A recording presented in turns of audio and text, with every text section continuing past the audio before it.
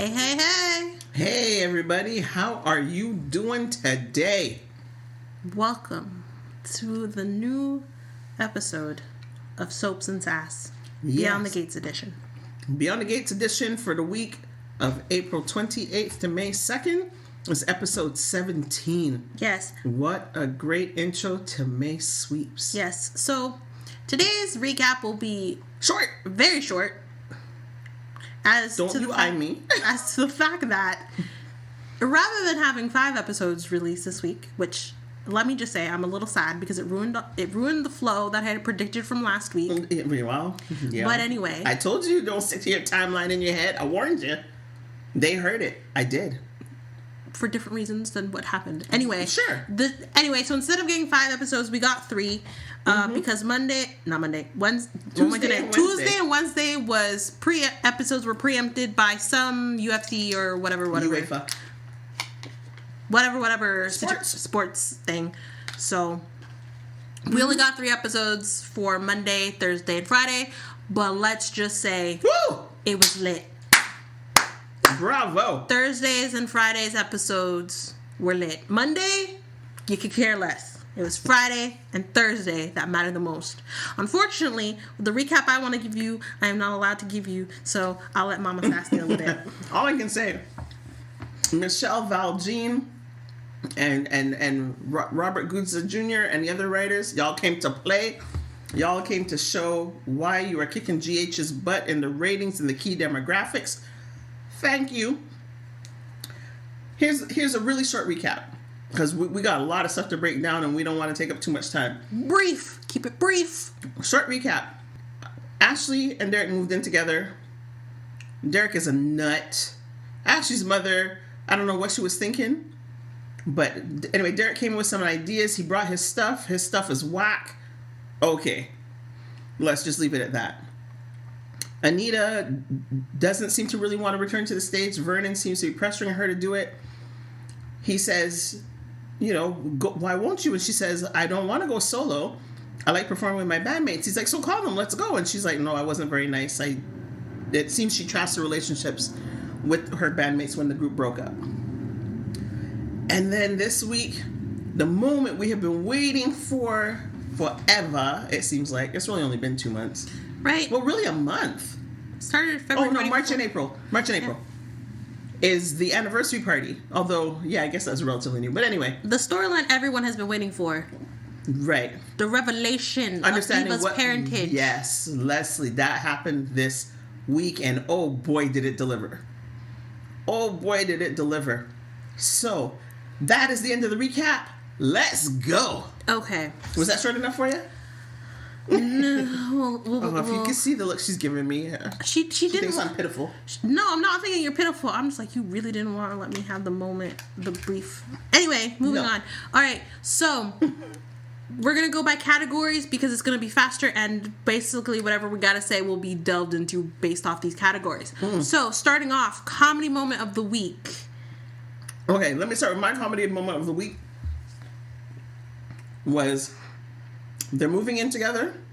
Ashley and Derek. He has whatever foolishness. Ashley's mother shows up like, she needs the help because people don't know how to move by themselves. 2 grown people. She comes along and she's like, and actually, Ashley and Derek were getting a little bit sweet. And then they had the key in the door, the knock on the door. Anyway, Ashley's mother's like, there's this thing outside your door, and brings in this horrendous moose head. Why did you bring it inside? Agreed. Then Derek explains how he got it, which was like a raffle or whatever from the firehouse. Didn't even care. But yes, he does. But then they have this conversation. Pamela's mother's like, I'm here to help.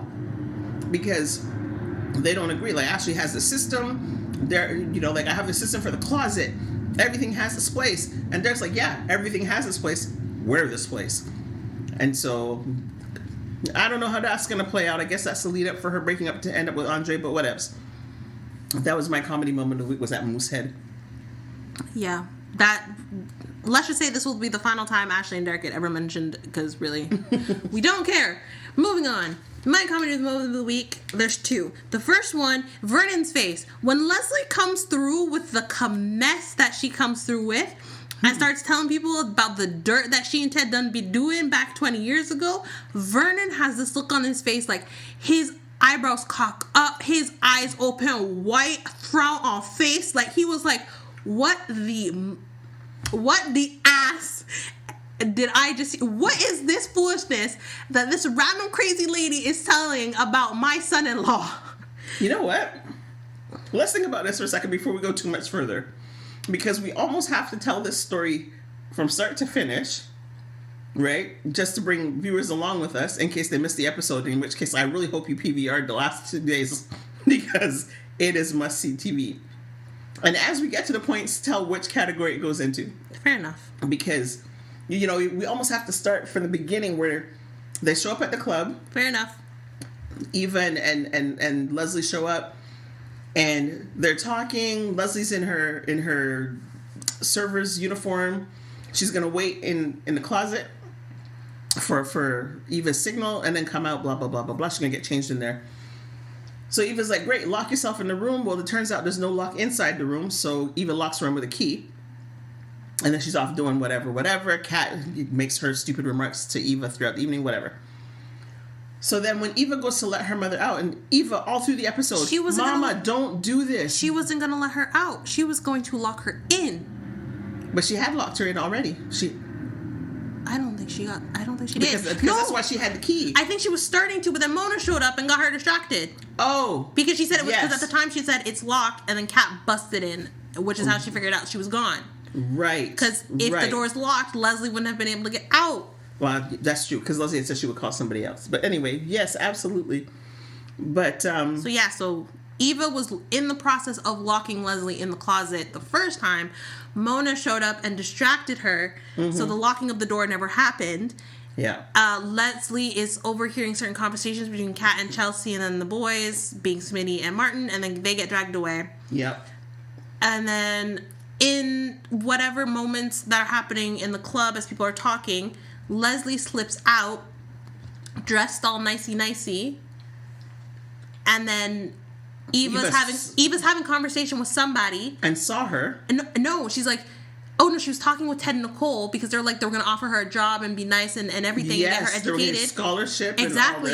And all this. And throughout the entire night, even before she left the house, she's like, I don't think we should do this. So she's been having back and forth doubts, and finally this moment where Ted and Nicole are talking to her, being like, you know, we know your job is temporary with us right now, but we want to keep you on. You've been awesome. We want to keep you on. So, you know, we're going to, if you're up for it, we want to enroll you in school, get you the proper degree to do this stuff, and then offer you a position at Ted's clinic or his practice. And she's like, no one's ever done that. And it was in that moment, Eva's like, I really don't want to do this. This is not the place. This is not the time. Right. So she went back to the storage closet to actually lock Leslie in the room.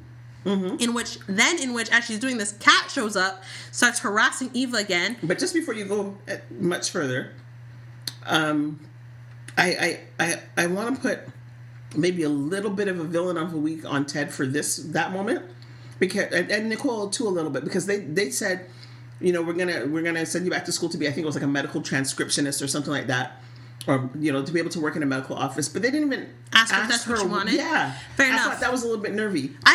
I was a little scared, because I remember that they had been talking about getting her a job at the country club as a hairstylist. Yeah, so exactly. I was like, I thought that's where they're going. So anyway, so Eva then goes back to the closet to properly lock Leslie in, or at least tell her, I'm calling this off, we're not doing this. Kat shows up again, starts harassing Eva. And Kat's like, oh, what's in the closet? And in the moment, Eva's like, oh, it's locked. The door was not locked. And Kat busts in and just sees, like, nothing. And she's like, see, I told you, like, we just needed more stuff. More linen, yeah. And so when Kat leaves, Eva kind of walks a little bit further into the room, and she's like, damn it. Because her mom's not there. Leaves to go find her. Or Can't find her. Then sees her somewhere, I guess.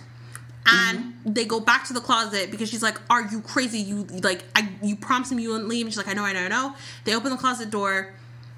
Leslie pushes her in, closes the door, locks the door. Badly executed. It was so badly executed, but still. Leslie locks Eva in the door. Eva's like banging on the door trying to get someone to help her. I'm like, you have a phone, just text somebody. No, she didn't have the phone. She didn't have her phone? No, because Leslie grabbed the phone and the purse and the key. That doesn't make sense because she had her purse at the end of the night.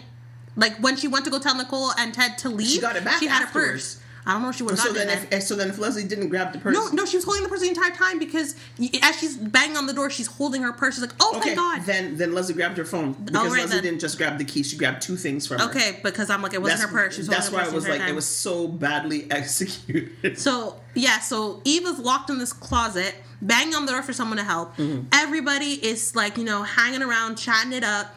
Yeah. And then finally the... Random guy, Carlton. I was come back to that later because then... Finally, the event starts. Ted's giving speeches, thanking everybody. Yep. And then brings Nicole up, and they're talking. And then you're like, and there's someone we have to thank. We have to thank Eva, my lovely assistant, for planning all of this. She's been a great help. And then they can't find her. And Kat's like, just like now when everything's going on, little Miss Eva disappears. Mm-hmm. And Eva's still in the closet, banging for help. Finally catches somebody's attention, which is Carlton, a friend of Ted's. And he's like, and I thought because they had been talking about all the single men, because why do you have a random name character all of a sudden? He's going to be important for some reason. Well, exactly, and I thought they were just going to introduce him to Danny, right? But no, he rescues Eva from the closet. So he's like, hello, hearing Eva bang on the closet. She's like, hello? Oh, thank you. I've been locked in this closet. And he's like, why in the closet? She's like, that's not important. Something's going down. I need to stop it. I need to get out of here. He's like, okay, we'll find someone to help you. Finds a staffer and finally gets her out. And he's like, you're going to have to tell me what happened. And she's like, later, I got some things to do. Again, finally gets her out the closet. And she's leaving. And she's like, whoa. What about that story? She's like, not now. And rushes off. And I'm like, dude, the girl told you she had something to stop. I don't know why you're asking for this story right now. But anyway, so they're still making their speeches. Eva finally busts into the room. And Kat's like, where have you been this entire night? Everybody's been looking for you. And Eva's like, not now, Kat. I don't have time for you. Right? And she's like, I gotta stop what's going on. And Kat's like, no, what is going on? And literally starts shouting, making a scene. And people are like, what the heck is going on? Eva breaks free and says, you guys need to leave. Ted, get Nicole out of here. You guys need to leave. Something is going to happen. I can't explain, but you guys need to go home. Get out of here. And they're like, what? And then it's like, please trust me. I don't have time to explain, but you need to leave. And then Leslie busts into the room. I say bust in, but she stands at the door. She's like, oh, no. It's too late for that.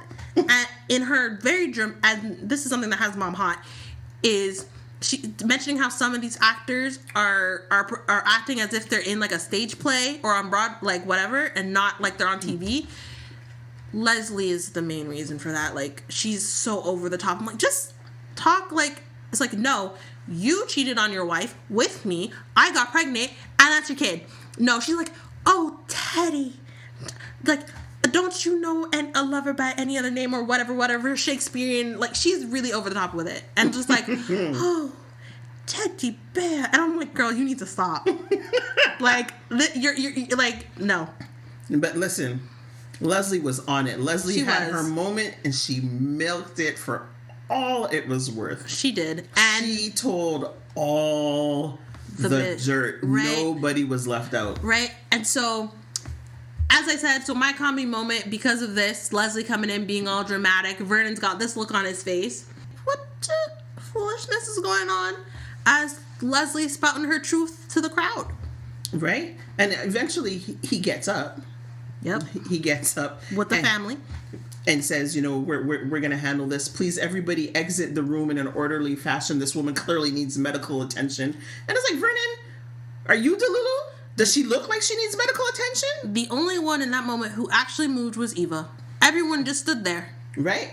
And Eva tried to sketch out, and Lulu, oh, wrong soap. Leslie said something that stopped Eva in her tracks. She was like, damn, I almost made my getaway. But Leslie just broke it down and was like, listen, Dupress, Senator Dupress is doing his little shell game again. Now it's over here, now it's over there. What? These people aren't fooled. They're not leaving. Nope. And we gotta, listen, if there's nothing else about Beyond the Gates that you like, it's got to be the background actors. That is the second half of my comedy moment. We have to give them applause. Okay, do you want to go with yours? Also, first? please give them a pay raise because they do. They're fantastic. I don't know how much these people getting paid, but pay them more. Pay them more. Oh my goodness, the background actors are me in every single one of these situations. It's exactly what I would do. Right. So my comedy moment that ties in with the background actors was Leslie was explaining how Ted had called Bill to be the liaison and get her out of town. And she's basically telling everyone what Bill had said to her and what he would do to her if she didn't listen. And one of the things was how she could be at a red light, someone could come or pull up next to her and take the baby out of the back seat and sell it on the black market. And while she's saying this, the camera is on Naomi and Chelsea, who are standing in front of the bar, but behind Chelsea slightly is a bartender, and he's listening, and the second she says, Bill Hamilton, Mr. Man's eyebrows shoot up and shot like, what? It was awesome. And I'm just like, oh gosh. The background actors are at it again. They are. And there's a point also where the camera's on Leslie, and I think it happened twice. But well, at least I saw this background actor do this particular motion twice. But particularly when she said nobody's leaving, they want to hear all the tea or whatever. I'm behind Leslie, but blurred, but you can still see the man very clearly. My man is sipping his tea. Oh, I did not see that. But it wasn't a teacup; it was like bourbon or whiskey or whatever. I didn't see that, but I did see another lady who, around the same moment, kind of turned her head to, I guess, whoever she was standing next to, her friend or partner or whatever, and kind of went, yeah, dude, like she kind of like, I want to know. I want to know what's going on. Yeah, she's right. Like, they are kind of doing that. Like, that's basically what she did, and I was like, oh god. Oh my goodness, I'm telling you. Unlike General Hospital, for example, where the background actors don't speak, don't hardly move. They just don't. I was about to say, because there was another moment on GH where either Tracy's with, or this character Tracy Quartermain is sitting with a councilman in the grill or the cafe, Cafe Cherie or whatever. No, they're at the Metro Court. Oh, and these two background actors literally just behind in view are just sitting there. I guess again on a date, but they're looking at their phones and not talking. I was like, oh my goodness, you background actors. No. Just sad. Any hoot. Anyway. So, they're unable to get Leslie out of the room. She ain't leaving. No. Nicole's not letting her leave because Nicole's so delulu. She's still, she doesn't let her speak. Let her speak. She doesn't. She wants to hear what Leslie has to say, but she also doesn't want to believe what Leslie is saying. Right? It's like, how many names does this woman have? Because they're calling her by different names. It's Leslie. It's Dana. Right. It's Anna. But clearly, she believes some of what she's saying because my girl breaks down in tears. But it's also I can't believe what I'm hearing. My husband, who's loved me for 20 years and has never looked at another woman, I'm now finding out looked at another woman 20 years ago. And okay, so that part made me mad. Because I think you're referring to when Leslie finally referred to Ted as her lover, and then we pan to Nicole. No, throughout the entire time, aside from after Ted moved and was standing in front of her, and then obviously her family's there. It's like she was crying on and off. There was that moment where she's like, oh. That's the one I'm talking about. There was that moment. That's the moment I'm talking about. There was that moment, but aside from that, she had been crying all along. Agreed, but she was crying silently. Right. But it was that moment right there, and you did that sound perfectly because I was like, what was that?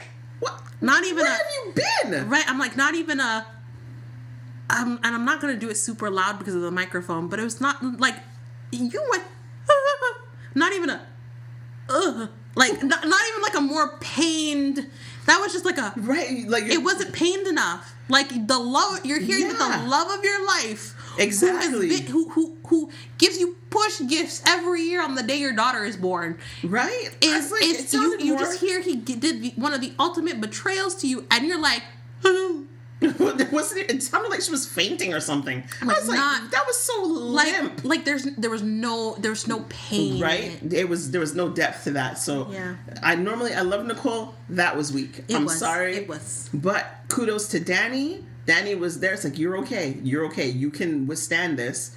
And right. Anita was there as well. I don't know that Anita was very effective. She didn't do nothing. But hey, they were there. Right. And then, so gabbing on, then she mentions to Martin's like, Martin, you remember how your dad used to take you to the restaurant and there was this nice waitress who always gave you brownies? I now cluing in after that statement, because I believe it was last week how Dana was at, or Leslie was at Orphe Jean's with the girls, and then Martin and Vernon had walked in, and before she left, she was acting all weird and whatever, and stupid. That and was holding a brownie, and had a brownie and gave it to Martin. That was a callback to that that situation, and Martin didn't clue in. He just thought she was being weird and just an overly exactly. But hearing that, I think Martin also was like, oh, hell no. Well, this is it. I think she was testing to see if he would remember. And he's like, Dad. Yeah. But he remembers the childhood. He remembers the childhood. And even before... And I think he connected those two moments. He's like... Yes, because I think... She wants to see if I actually remembered that, and I didn't. But now she mentions it, and it's like, oh, hell no. Even before that, because before that, Martin and Smitty had grabbed her up. Yep. And he was saying, like, Kat came in talking about, she said her name was Anna, and Martin said, and yesterday we ran into her in Orphe Jean's, and she was acting all kind of lunatic, and then after that was the brownie. And I was like, oh, but that's a good catch, because I caught that, yes, because I had caught it, because I did, okay, so Friday, before I left for work, I did tune in, and that's where I tuned in, but I decided, because I was 17 minutes behind, I didn't want to watch it. Mm-hmm. So when I watched it yesterday, that's where I came in, and I actually had been able to put the pieces together by that point. And I was like, oh, no. Right? Holy moly. And that moment later on left Martin real pissed at his dad, because he's like, you used me. Mm-hmm. You used an innocent child. But before we get there, let's finish with what happens in the ballroom. Right. So that gets called out. Yeah. And then Kat, of course, through this whole thing is yelling at Eva to stop her, and she's defending her dad. She's like, this is crazy. There's no way this happened. And finally, I'm skipping ahead because I'm like, it's a little bit of a blur, and I don't remember most of certain in-betweens. Okay, well, just because... let me see where you're going before I interrupt you. Oh, I was going to say, and finally, the truth comes out, because she's talking about, like, so yes, Ted got me pregnant, and he tried to get me out of town, which is where she brings in Bill and what Bill was going to do. So I went to Chicago, and I told you I had an abortion, but I had the baby. And everybody said, what? Nicole busts down in tears again, and turns and's like, oh, you haven't been properly introduced to your daughter, and points at Eva, and he's like, what? And Eva, you can tell Eva kind of wants to smile a little bit, because it's like, finally, you know, but she's like, this is a horrible moment. And so it's more of a solemn smile, and it's like barely visible, but you can tell almost like, sorry, but yeah, that's how it was. Hi, Dad. It was like a, sorry if the mind out this way, but hi. It really was that. Yeah, she was mortified. But then in the next moment, Eva's like, wait a minute, what did you just say? Right. You told him you had an abortion. You told me he didn't want me. Yep. Now you're saying he never knew about me? Like, what the heck? Yeah. So, and she's like, I was doing it to protect you. She's like, no, that's not protection. Not at all. So Eva is now hurt, because, like, Eva is now just a wreck, because she's like, I believed this. Like, she's my mom. It's like... Well, that's a little bit later. It's a little bit later, but it's clear she's like... Eva's crushed because she's now putting all the pieces together. She feels incredibly used, it looks like. Yeah. Nicole can't take anymore. So she runs off. And then... Kat runs... Like, I will say this. Just the fallout. I will say this. Nicole runs off, and I'm like, for one, husband, how are you not following her immediately? He tries, but it's not immediate, but he does try to go after Nicole. And everyone's like... No, Kat looks at everyone like... What is wrong with you people? Runs out after her mother. Mm-hmm. And then Ted goes to move. Ted tries to go. Vernon stops him and is like, what is going on? And it's like... That's not what he said. It's like, he said, what am I to make of this? What a strange question. It's like, what do you think? What are you to make of this? Your son-in-law, who you loved and trusted for over 20 years, had an affair, has a love child with said affair partner, and now your child's heartbroken. Like... It was such an odd question. It was very odd. Because, like, the point is, should I kick your ass now or should I kick it later? Right? I mean... I was like, we're already in public and the truth's come out, so what difference would it make? But anyway, so Ted's like, sir, can we talk about this later? I need to go after my wife. Kudos to Ted for still being respectful. Right. And also for him being like, I get you have questions, but my priority is still my wife, regardless of what all has happened. So kudos to that. He tries to go after Nicole, can't find Nicole. Ted has this confrontation with Martin. Where Martin rips into his father. Which is the whole, you used a child. I was like, I can't believe what I'm hearing. Tell me this is not true. Mm-hmm. You used the child to go see your affair partner. Like, that is the lowest of the low, yada yada. And then shoves his father with some force. Like, Ted was okay. Ted and Martin were some distance from this couch, but Martin pushed him with enough force to send him flying into said couch. Right, and I don't know. I'm sure there was like air. He left the ground. Yeah, I'm not sure the actor was quite prepared for that. I don't think so either. You know, it's like sometimes when you're watching like some of the MCU movies or whatever, you know the actor's in a harness. Yeah. But they are not necessarily prepared for when they actually get pulled up into the air. Yep. I felt like that was Ted in that moment. Yep, that's fair. Oh my goodness. It was good though. And I'm also wondering how many times did they have to do that take? Oh, I hope not too often. No. And then Smitty comes in and he's like, Martin, calm down. And I wonder if that's not a peek into whatever happened that's causing Martin's nightmares, like the level of temper. Hmm. And so that was kind of good. Right. So Martin leaves and then Smitty also leaves. I think Smitty went home and then they were Martin was headed to the grandparents. Ooh, we need to go back because this was I don't know if it was a comedy moment or where is it? I have it in... Oh, well, we did make it sassy. We got to go back into the room. I'm just going to quickly go over because I know we haven't actually brought up the categories.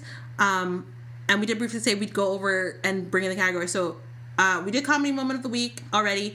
Mom has brought up her what'd you do that for, or who called for that with Nicole's pitiful sob when Leslie said lover.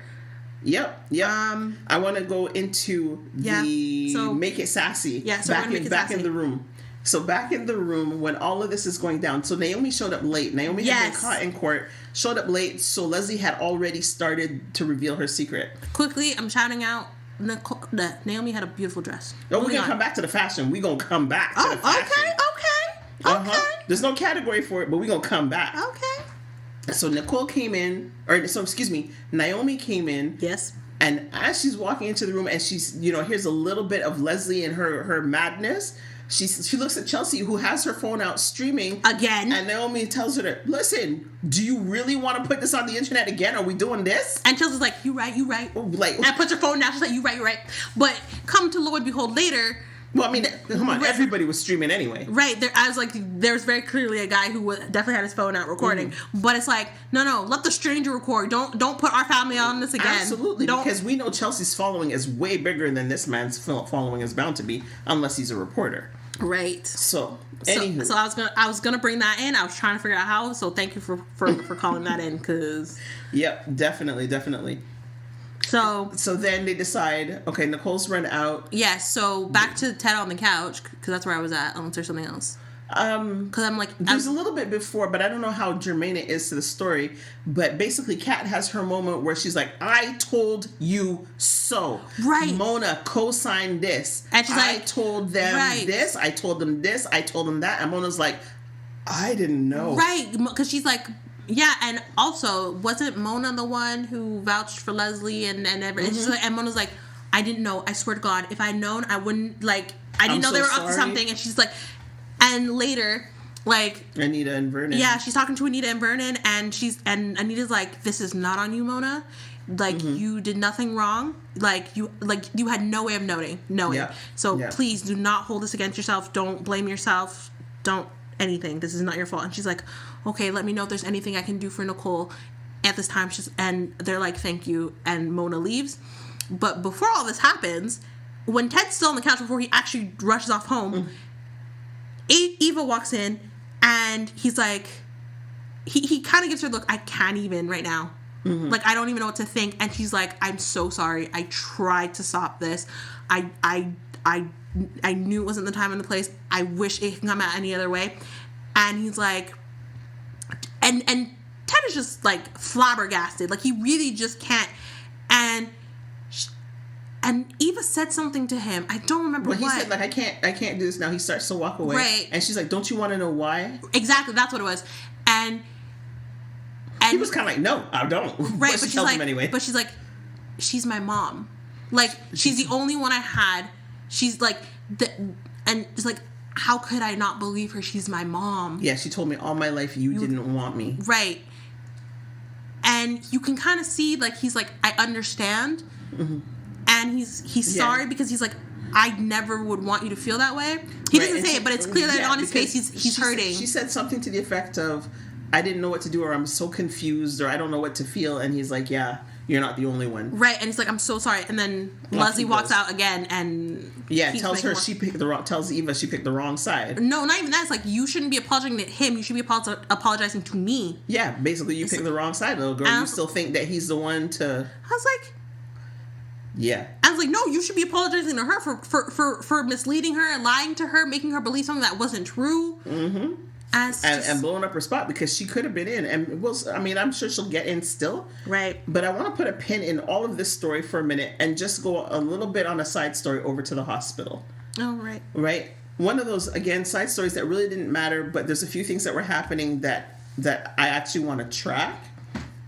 So, Vanessa, Nicole's best friend, was conspicuously absent from the anniversary party because she got food poisoning. Supposedly.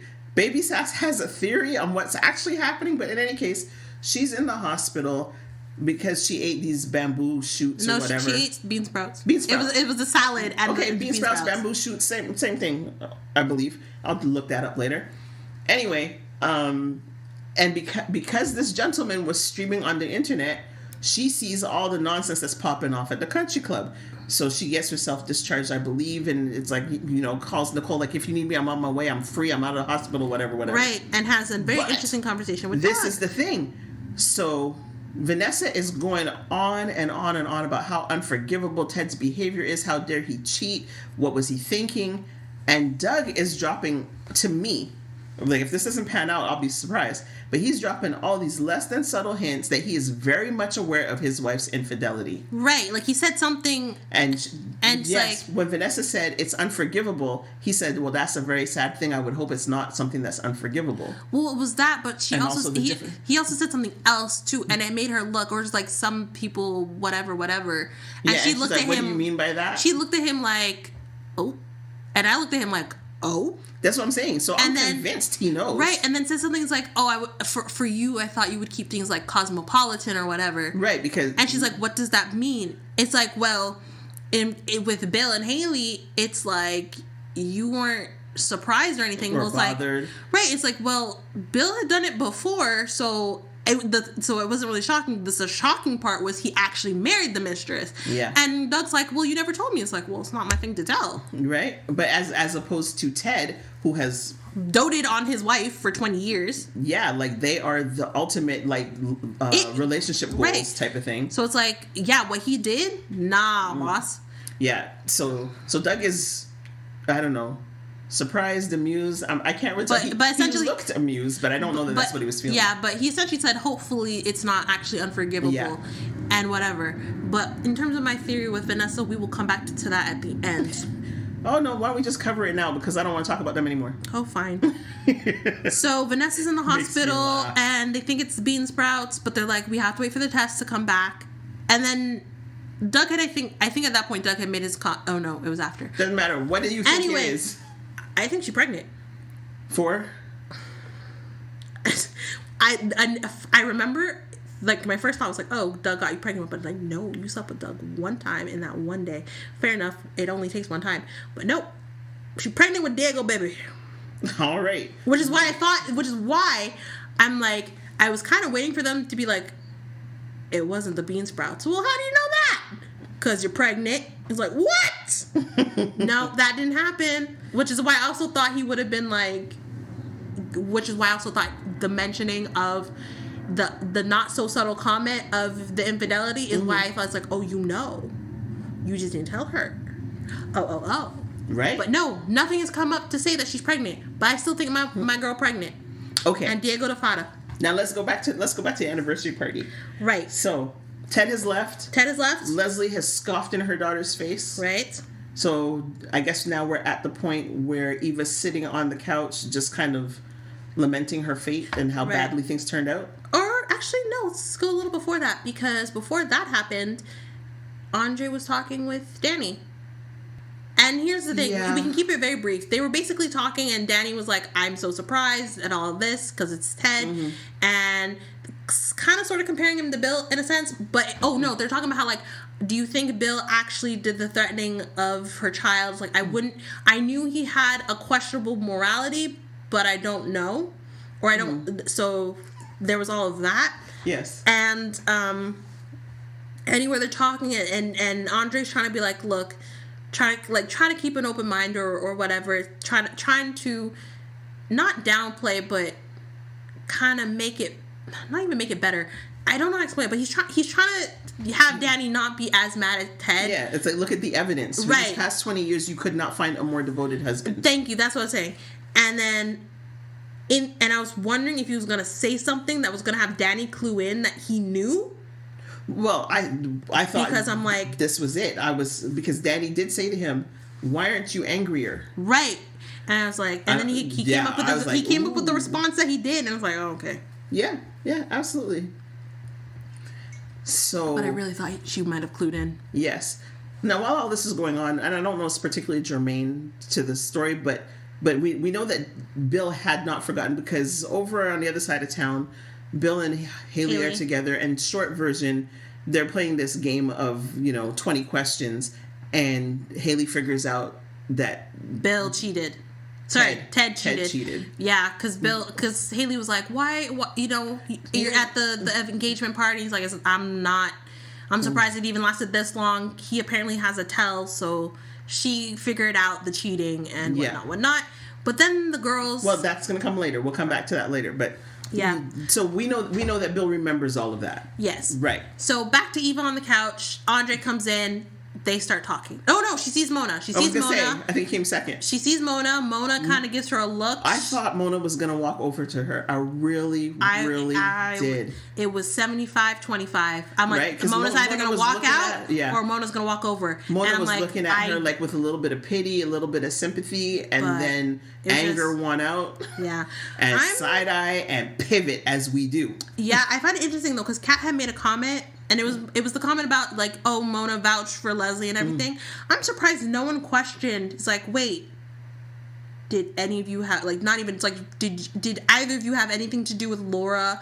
Because, if Laura hadn't gone to an accident. I think that's going to come up next week. I think it will. Come up. But I'm surprised no one asked that question at the time. It's too soon. I think they're too in shock from all the revelations to put those pieces together. Fair enough. Now that the pre-clan has gathered back at the house, they may... Because Kat's not there yet. No. So they may put those pieces together. Because Kat's with Eva. Right. I will briefly say this, though, and it's something I want to say earlier. I think you're going to jump ahead, but go ahead. No, it's back. Because it's before the truth actually came out and Leslie walked in. But I feel really bad for Kat. I'm also glad Tomas wasn't there. But I feel really bad for Kat because... when previously the week before she was telling Tomas it's like I'm watching a scary movie and my family's about to get down some blood and I'm shouting at them but they can't hear me. And then she says at the party, why do I feel like my family is about to fall out, get destroyed, it's gonna be destroyed or whatever. I'm losing my family. Yeah, why does it feel like I'm about to lose my family? And I'm just like, because you are. Oh, sweet baby, you are about to lose your family, but you're also about to gain family and you're not gonna like it. Indeed. So something else just flashed to my mind before that, but I can't quite remember what it is, so maybe it'll come back to me. But as you were saying, so Mona pivots on her foot, leaves. Yep, and then Andre comes out and sees her there, and he actually stops and sits to talk with her, which is one of my hero of the week moments. The fact that he did pause, because they had started developing a friendship, and he did sit down and speak with her, and the thing that... No, I guess it doesn't matter. Sorry. So he sits down and starts to talk with her, and she's like, I really did try to stop it. And he says, listen, you're not the only one who could have stopped it. And she's like, what do you mean? And he says, Ted told me, and I told him not to tell Nicole. And Eva was like, wow. Oh, that sucks. Yeah. And so they have a small little cousin bonding moment, but then he eventually leaves. Yeah, absolutely. And then jumping to Ted and Nicole's house... Ted rushes in, checks Nicole's home office, and doesn't see her. Ted runs badly, can I just say? That's fine. And then he's about to walk somewhere else, and Kat says, leave Mom alone. First of all, the house is not that dark. How this man runs into his house and doesn't even see his child sitting off in the corner where there's actual, like, she's sitting in, like, moonlight or something. She's sitting in a light spot. She's not, like, sitting in the darkness of the chair and then pulls the cord and shine a light on her face. Like, she's not sitting there. She's sitting in actually... You're doing that. That's so awesome. She's actually sitting in a lit up space. It's not properly lit, but it's still a lit up space. She's not wearing a dark dress and whatever. She's sitting in a red dress. Yeah, okay. And, like, and he turns around and is like, in surprise and shock. Well, because have you never been so focused on something that's all you can see? You just get television. You really can't see anything else. No. Okay, well, you're young yet. Like, literally, something, like, if I'm in that state and something flashes through the corner of my eye, why did she flash? She was just sitting there. No, but my point is, if something moves in the corner of my eye, I literally turn and look at it. It will happen in your lifetime, I promise you. Well, then... Okay. That from my perspective, that was relatable. But the run into the room was not. No. I didn't know what he was doing. So they have a discussion. Kat is like, please tell me this isn't true. I stood up there and defended you in front of all these people. Please tell me this is not true. That's what it was. I need to pause. So going back to the conversation where Eva and Ted were talking, Ted says to her, all that's going through my mind is Kat warned us. Kat kept telling us you were up to something and we did not believe her. My only regret is I didn't listen. Yep. Which is so heartbreaking to hear, but it's the truth. It is, but that's how he felt in the moment. Yep. And so, so Kat's telling him, it's like, I stood up there and defended you. It's like, you are not I was like, how can you, like, you are not the father that I know. How can I look at you and like, and I'm like, you're right. The man who did the things that he did is not the man you know because you weren't around. You weren't born. Right. So he's not. He changed after the man you know is the man you've known for 20 years. Yep.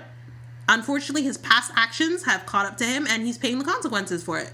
Absolutely. So, in the end, the Kat says, leave mom alone. I can't, and basically walks out the room because she's like, I can't look at you, and leaves. And I assume to go see her mother who's in the shower, but then turns around, she ends up back at the club. So yeah, but then we flash over to the club immediately after the scene before Kat shows up.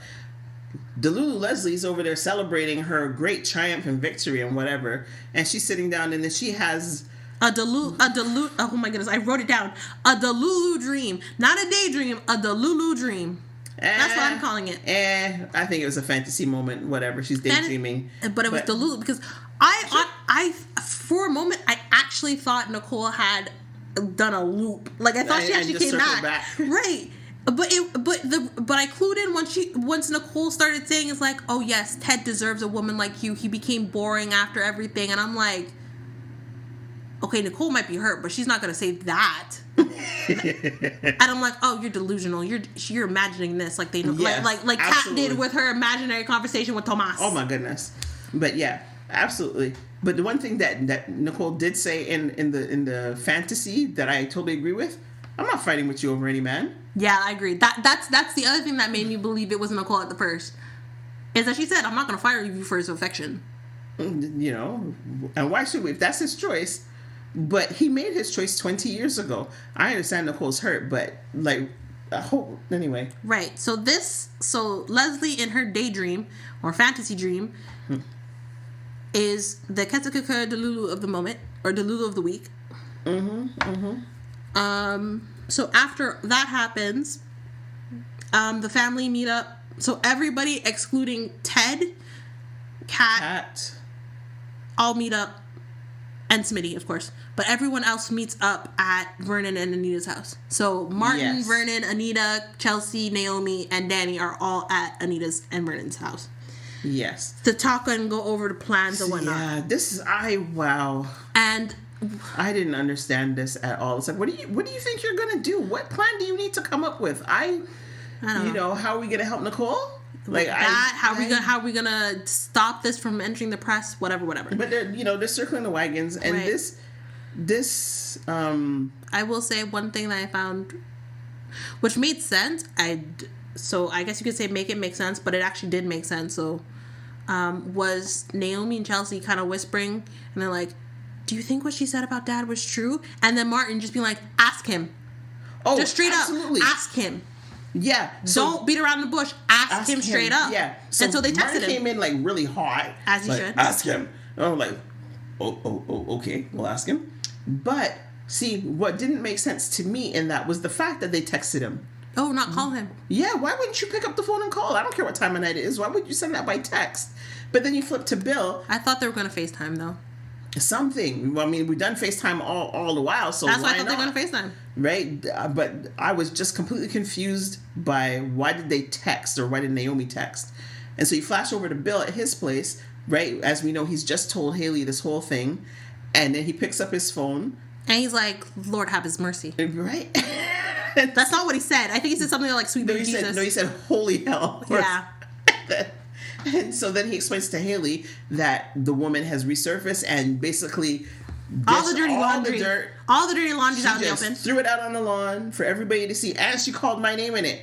So now the girls are asking a million and one questions. Yeah. Yes, Bill. Yes, they are. Yes, they are. What I find that pissed me off is Haley's like, oh, just explain the situation to them. It's like, you don't know what questions they have. You didn't hear what the woman said about him going to the black market and having the baby sold. You cannot have him say, explain the situation as it was. So shut your mouth, Haley. You weren't there. You don't know what was said. Shut your mouth. Fantastic. And then you had another sassy moment. Well, they start talking about how they can't believe that Kat was calling this out all the time, right? They're like, Kat would not let up on this girl. She kept saying that Eva was doing dirt. It's almost like she had ESP. And Chelsea was feeling bad. Do you think she sensed that it was her half sister? And then Danny goes, no, she sensed that Eva was a little bitch. And Anita... in the black way that we do. Anita totally co-signed that. Pointed at Danny, you know, that whole, what she said, kind of like, And that cracked me up. That's like a comedy moment. That was absolutely make it sassy, because that to me was not Anita. No. That was straight Tamara Tooney. Yep. I mean, because it is what we do. It's like, that's right. Yep. All of that. I was here for it. That was fantastic. What I was not here for in that same scene, which, depending on what you're about to say, might be what had me hot. Yes, I'm sure it's the same what had me hot. Doorbell rings. Yep. Doorbell rings. Chelsea goes to answer it because I think they were looking for Kat. They were looking for somebody. They're like, oh shoot, Kat texted me and explained what was going on with her mom. That was the whole other thing. And Tamara was like, how do you not let us know that Kat has texted you? Did I say Tamara? I mean Anita. But anyways, how do you not text us and let us know what's going on and blah, blah, blah. So the doorbell rings. They think it's Kat. Chelsea goes to answer the door. And she's like, it wasn't Kat. It's Leslie at the house. Now, what had me hot about this, y'all live beyond the gates, but you need a gate at your door. You have that security patrolman that came by the other day. Who is minding your door? You're so rich and people could just walk up to your door? What? What had me hot was the fact that Chelsea let her in. Like, Chelsea, you have a backbone. You yourself are sassy and a strong woman. How you be like, nobody wants to see you. What are you doing here? How dare you come to this house after what you've done? Like, how is she in your grandparents' house?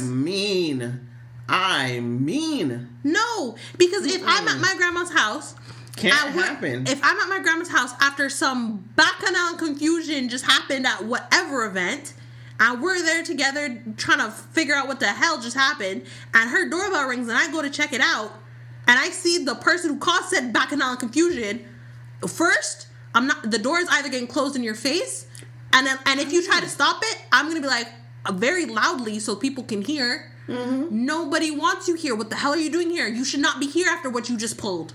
Get off our property. Don't come back. No one wants to see your face. Like, so many, and people, and I bet if that actually happened, all y'all would be like, what the? And come to see what's happening, and then y'all be like, backing me up. It's like, get off or I'm calling the cops. Like, but see, it ties into something you always have a bone with on soap operas.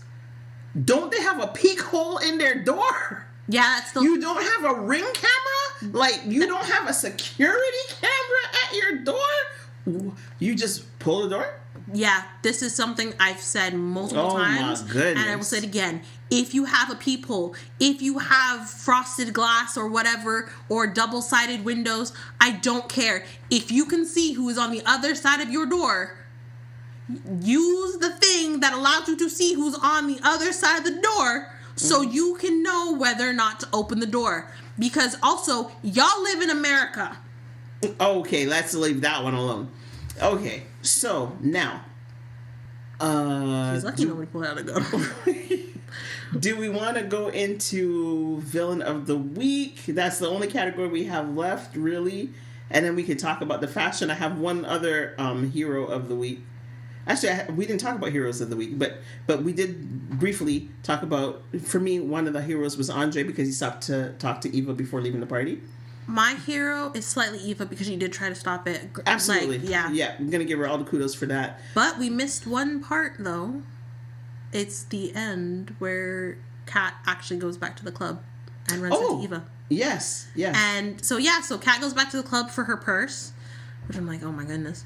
And I'm like, how's the club still open? How y'all people still in here? Anyway, Kat goes back to the club for her purse, and as she's leaving, Eva's leaning up against the door frame, and Kat's just like, dear Lord. And Eva just looks at her and sad smile, and she's like, you were right. You're right about me. I was no good. I was up to no good. And that was pretty much it. Yeah, I was like, I don't know that Kat even responded. No, the next response will finally be, and this also had me hot because I'm like, how y'all standing there? The truth is revealed, and nobody. Let it go. Let it go. Let it go. Let it go. Let it go. I'm gonna stop you. Hold that. So, any hoot. Villain of the week. I don't know that I can really land on one. I don't know that I'm really calling them villains. No, everyone's a villain. Ted a villain for not telling the truth when he should have told the truth. Bill's a villain.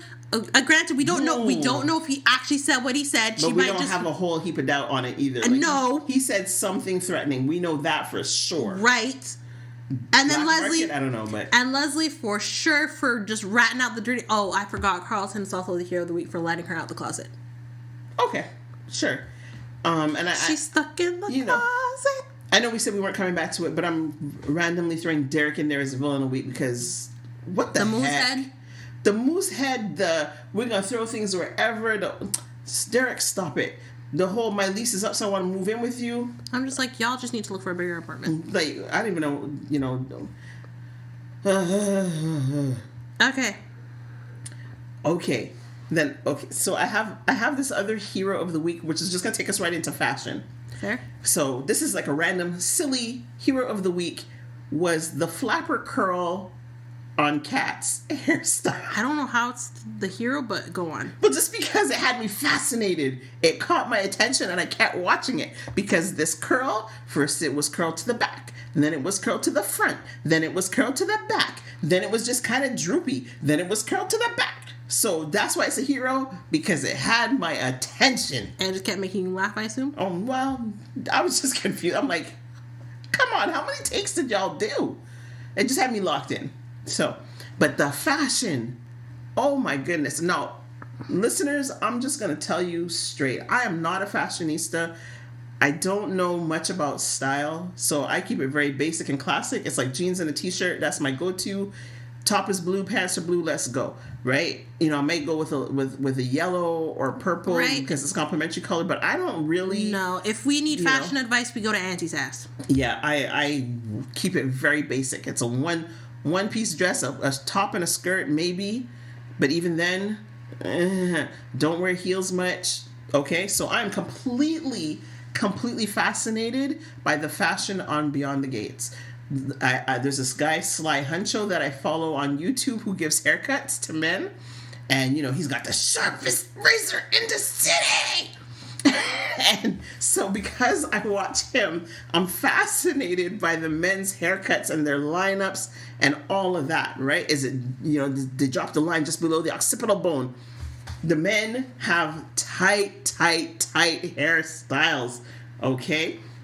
The women, I'm completely mesmerized by their outfits because I'm trying to learn. I'm in my 50s. I should know all this by now. I don't. That being said, you already called it out. Naomi's dress was beautiful. It was a black and white long flare skirt, I believe is what they call that. Flowy. It was gorgeous. It was gorgeous, but I think I'd wear Nicole that. always looks gorgeous. Naomi, excuse me, always looks gorgeous. Nicole was wearing a gold dress with, I don't know. It was cut in. It was like covering her entirely, but then it's like they made a slit one way and then a slit just above that, so there was a band in the middle. Yeah, and I don't know if you would call that a keyhole because it went right across her chest, exposing her cleavage. So I'm not really sure what that's called. And it was a sheath dress. It was very bodycon. Yeah. It was beautiful. It was gold. Yeah, she looked lovely in it. And then Ted gave her as an anniversary gift a beautiful pendant to match earrings that she had gotten when I think Kat was born. Yeah. So she looked good. Yeah. I liked what she was wearing. I thought it was lovely. I loved Danny's dress. It was very.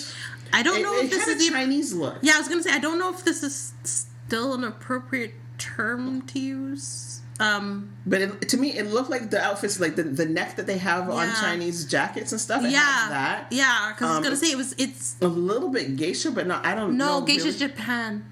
Oh, okay. And their styles are it's very much Chinese-esque. It's Chinese inspired, we'll say that. Yeah.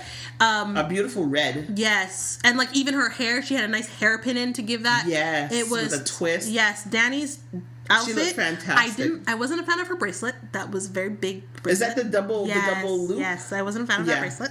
But aside from that, gorgeous. I thought Danny looked gorgeous. Andre looked fire. Now Andre was wearing just straight black. He was wearing a regular black jacket, black pants. I think they were like almost skinny pants or very well fitted, with a turtleneck underneath and this beautiful gold chain. Yeah. I thought he looked fantastic. Kat's dress was okay. I really liked Kat's dress. There was something about the dress. I don't know if it was like the bottom. The big flower. The flower was like, but I don't know if it was how the bottom was because it gave kind of like almost like a tutu. No, it's like when you have like a really long dress and then rather than just like I guess hemming it to like cut it and then just sewing it so it flows naturally, it's like you take the bottom and like you pull it under your clothes so it kind of creates this like.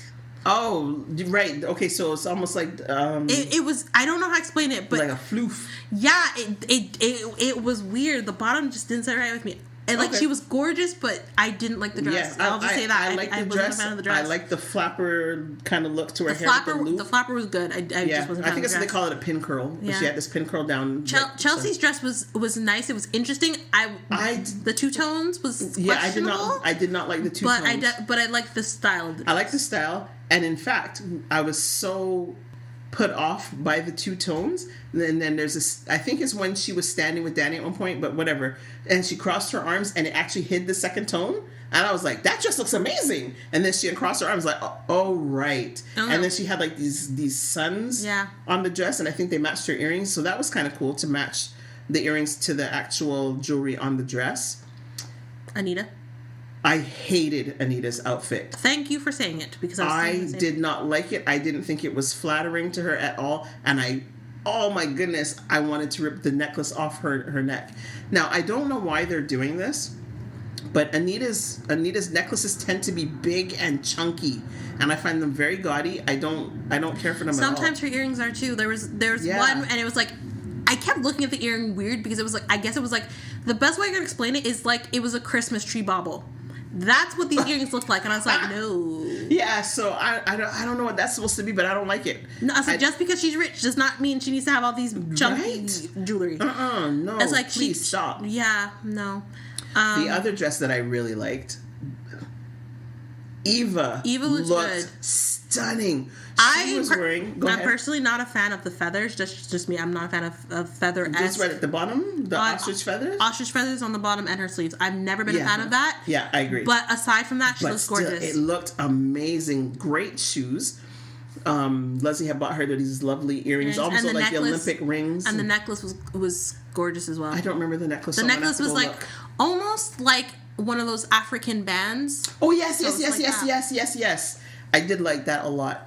And what I really liked about the dress, so it was a black kind of lacy see-through, but it was it had the nude skin tone underneath. Yeah. And I thought that was fantastic. Now, I would never wear it. I would never pull it off, but I absolutely loved it for Eva. And her hair was on point. And man, yeah, Eva looked good. I was a little worried that maybe the style, oh my goodness, hair and makeup might straighten her hair or give her a wig. I'm glad they left her hair. I'm glad they left it natural. Yeah. And then there was Leslie's dress. Okay. Can we talk about Leslie's dress? I'm sorry, girl. Lord. I'm sorry. I was waiting for you to slip, trip, and the bubbies just to fall out. Yeah, that dress, the top. So she was wearing, I think it was you would call it a sweetheart neckline or partial sweetheart. Very strapless, very body hugging, very fitted. Except for the top, except for the sweetheart neckline, the dress was great. They needed to secure that because it was so loose. There was one point when they were in a closet and she was talking to Eva, like we could see her whole bra underneath, and it was like, it was not holding her. No, at all. It honestly, it made me think. Like my first thought made me think of like. And no shade to these women, like their outfits are great as well, but it honestly made me think of when we're watching Matt Singer and Jenny McCarthy and Nicole are wearing whatever dresses they have them in, and their boobs just really look like they're about to fall out. I'm sorry, absolutely. But it's like because she wasn't secured. It's like needed to pull in tighter. Yeah, and like because there had been another point where one of them was wearing a strapless dress and it hugged in the proper way it should. Yeah, absolutely. Like, and I know for me. I personally like wearing more strapless things, but I have such a big fear that I'm like, I'm not supported well. I'm like, I feel like I'm not supported well. Because I will tell you. Because I remember I wanted a strapless dress for my prom, and the one I had tried on, because my bra wasn't right, I'm like, nope. Oh, absolutely. And I will tell you real quick, my 18th birthday, I was out for dinner and I was wearing a strapless dress. It was the first time I was wearing a strapless dress, and we were out with friends, and I'm talking to them and I'm telling them whatever I'm telling them. And across the table, my friends are like making these signals at me, and I'm like, what is going on? And basically, I had all my stuff on the table. The dress had dropped and I was fully exposed, and it was like, holy Hannah, this is not cool. So we need to be properly secured. Yeah, ladies... if you're going to wear strapless clothes, make sure you're secured properly, because you don't want any, slip, trips, winds blowing. You don't want that. But notwithstanding that Leslie was not well secured in the top of her dress, she still looked good. The dress was fire. And Auntie Sass pointed out something that I was trying to pick up on and I couldn't. But she said that dress looked like armor, and that totally lines up with Leslie going in ready for a fight. Right? She was on the offense. I mean, it was beautiful. It was gold, kind of metallic. It looked a little bit, I guess you could say it looked like chainmail the way it was done up. Yeah. It was just really gorgeous. And then Leslie just cracked me up because Leslie was not flustered. She was not fazed by anything that was happening in the night. And she just kept her strut on all night with the hips swinging and swaying. Like, from that perspective. But that was beautiful. We also had... Auntie Sass was not amused or not impressed. She was quite disappointed and disgusted, I would say, with Smitty's outfit. She's like, how many times are we going to see him in that same purple jacket? Oh, yeah. Like, it's like, he's married to a congressman. Like, can he not wear a tux? Can he not get a black suit? Like, why? Yeah, I hear that. Right? I don't even really remember what Martin was wearing. I just remember a black jacket and a white shirt. Oh, I was thinking more green, but... No, it could be green. I was wearing something dark. I was like, okay. Same thing with Vernon. Vernon was wearing... Maybe he was wearing with black jacket with the white. Almost like a smoking jacket. Oh, okay. Who did we miss? Eva, Danny, Nicole... We hit everybody. Anita. We hit everybody because... we hit everybody. Yeah. Yeah. Yep. But the fashion was good. It was. So we applaud you on that one. Absolutely. So for me, this was a great lead in to sweeps. I'm looking forward to it.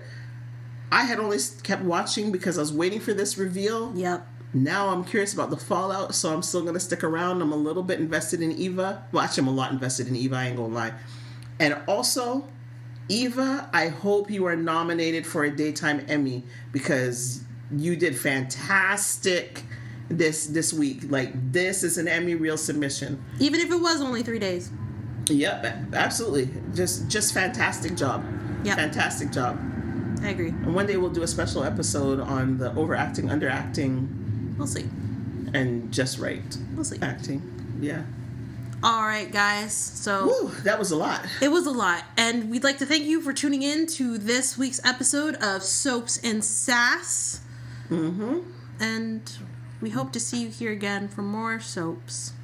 And a lot more sass. Bye.